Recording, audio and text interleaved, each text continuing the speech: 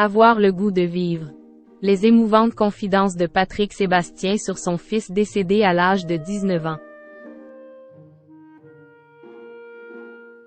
Invité de TV5 Monde à l'occasion de la sortie de son livre La Nostalgie, Patrick Sébastien est revenu, jeudi 28 septembre, sur la disparition tragique de son fils Sébastien.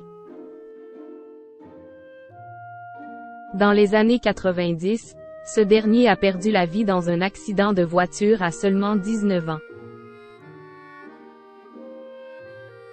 Patrick Sébastien est de retour avec un nouveau livre. Dans La Nostalgie, paru aux éditions XO, l'ancien présentateur de France Télévisions revient sur les 100 vies passionnantes qu'il a vécues. La nostalgie, c'est tout était mieux avant. La nostalgie, c'est pas tout à fait la même chose. Pour moi, on devrait prendre quelques valeurs d'avant pour les adapter à aujourd'hui pour aller mieux.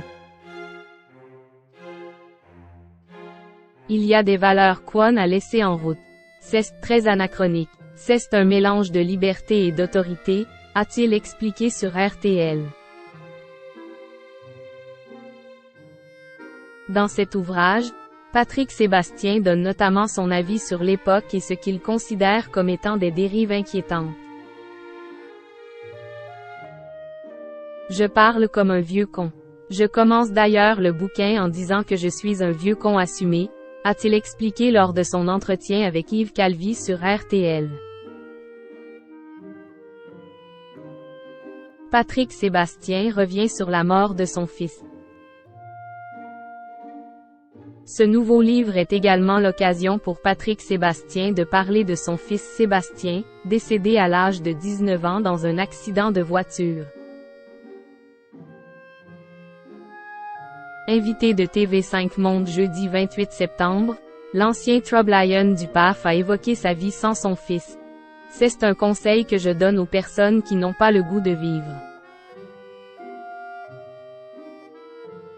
Je leur dis, pensez à quelqu'un que vous avez perdu, qui est parti jeune.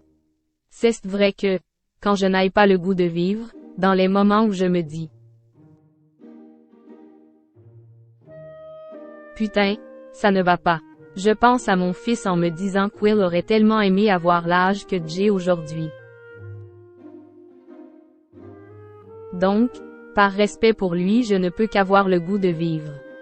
Parce qu'il aurait tellement aimé avoir 70 ans un jour.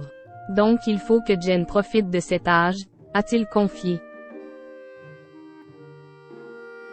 Il faut rappeler aux gens que ce n'est pas la peine de se bouffer la vie de peur de la perdre. On la perdra de toute façon. Autant qu'elle soit le plus agréable possible, a ajouté le père de Lily. Un témoignage émouvant.